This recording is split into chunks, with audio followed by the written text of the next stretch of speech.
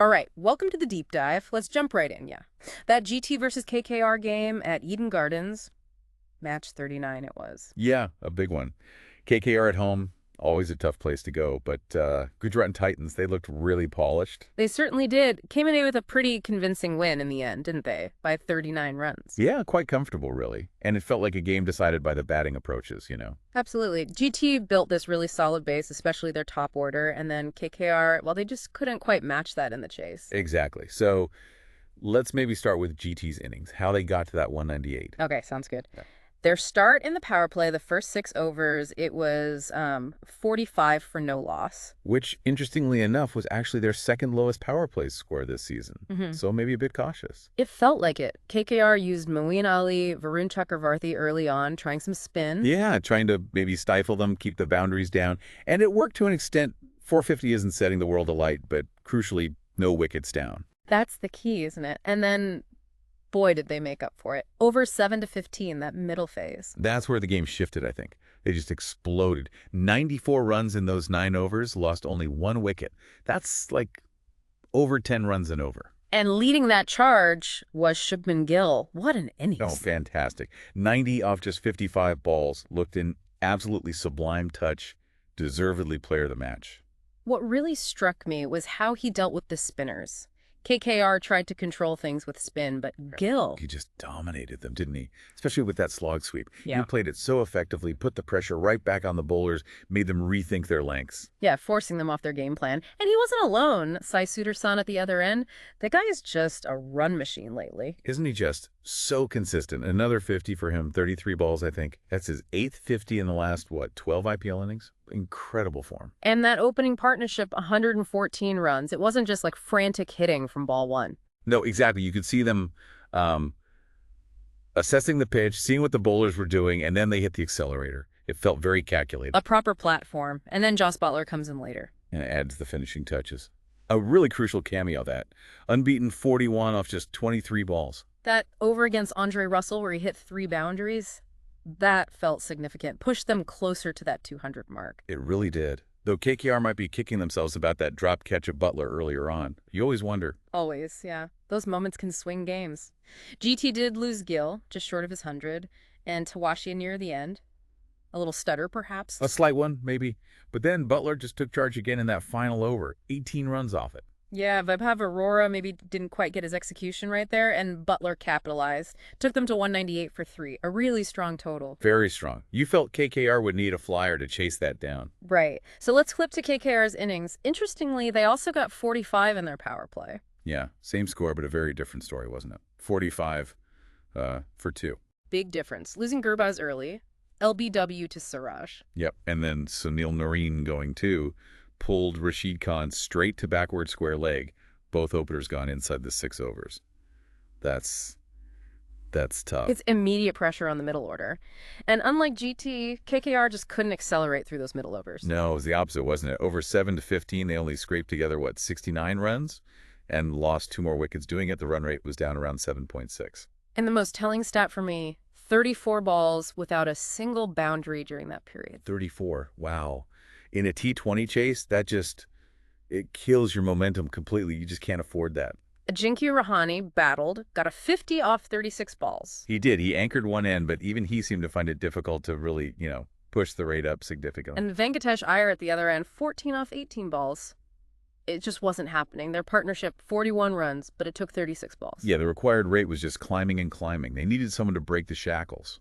Andre Russell came in, hit a big 6, a 4. You thought, maybe this is the moment. Fleeting hope, wasn't it? But then Rashid Khan got him. Smart bowling, bit wider, drew him out, and he was stumped. Rashid was excellent again. 2 crucial wickets, Narine and Russell, for just 25 runs. He really controlled that middle phase. Sai Kishore mentioned afterwards that Rashid seems to have got his wicket-taking knack back. Huge for GT if that's the case. And it wasn't just Rashid. Prasidh Krishna came on later and bowled really well, too. Yeah, 2 for 25 for him as well. Just kept the pressure on, didn't give KKR any breathing room at the death. Even Rinku Singh, KKR's finisher, he seemed to struggle to get going initially. It took him 10 balls for his first boundary, I think. Yeah, it was just one of those innings for KKR where nothing quite clicked. Angrish Raghuvanshi, their impact player, came in and hit a few late boundaries, 27. But it was far too late by then, wasn't it? The game was pretty much gone. They finished on a 159 for 8. A convincing win for GT in the end. So if we boil it down, the big difference really was that phase after the power play, wasn't it? Absolutely. GT hitting over 10 and over, KKR managing only about 7.6. That's where the game was won and lost, arguably. And GT spinners versus KKR's batting against spin seemed like a mismatch on the day. Yeah, GT looked really comfortable against spin, Gill especially, whereas KKR really got tied down by Rashid and Sai Sudharsan. And this issue for KKR, the opening partnership, it continues, doesn't it? Still the only team this season without a single 50-plus opening stand. That's becoming a major headache for them, you'd think. Rahane himself mentioned it post-match. You just need that platform, especially when chasing big scores. Yeah, without that start, it just puts so much strain on everyone else down the order. And contrast that with GT Gill, Sudharsan, Buttler. Their top three are consistently delivering the bulk of the runs. They build innings. Dwayne Bravo's comments after the match were interesting, too. He felt the bowlers actually did okay to keep GT under 200. Yeah, he put it more on the batting, didn't he?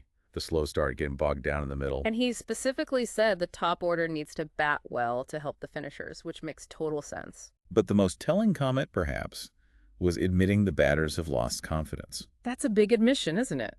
Suggests it's not just tactics, there's a mental side to their struggles right now. Definitely. Confidence is such a huge thing in this format. Once it dips, it can be hard to get back. It also maybe speaks to GT's strategy, which seems quite deliberate this year. Yeah, the data backs that up, right? They Yeah. focus on keeping wickets in hand during the power play.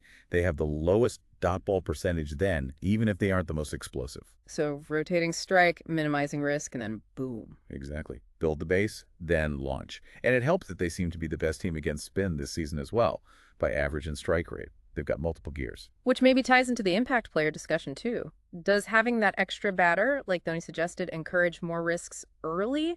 Or does it just paper over cracks sometimes? KKR used Raghuvanshi here. It's an interesting one. It can give you that cushion, but as we saw here, if the top and middle order don't fire collectively, one impact player coming in late probably isn't going to rescue a big chase very often. True.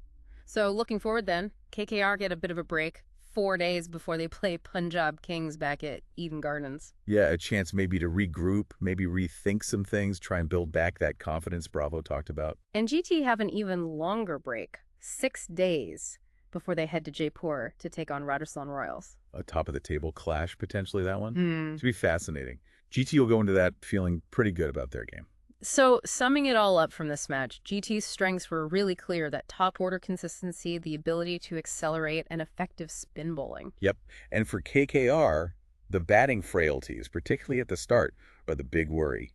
They need those openers to fire, and they need to find a way through those middle overs. It leaves you with a final thought, doesn't it? We see GT employing this, you could say, more traditional build-up approach. Keep wickets, accelerate later. Then you have other teams, maybe like KKR aim to be, who are more ultra-aggressive from the outset. Yeah, two different philosophies, really. So which one do you think is more sustainable for long-term success in the IPL?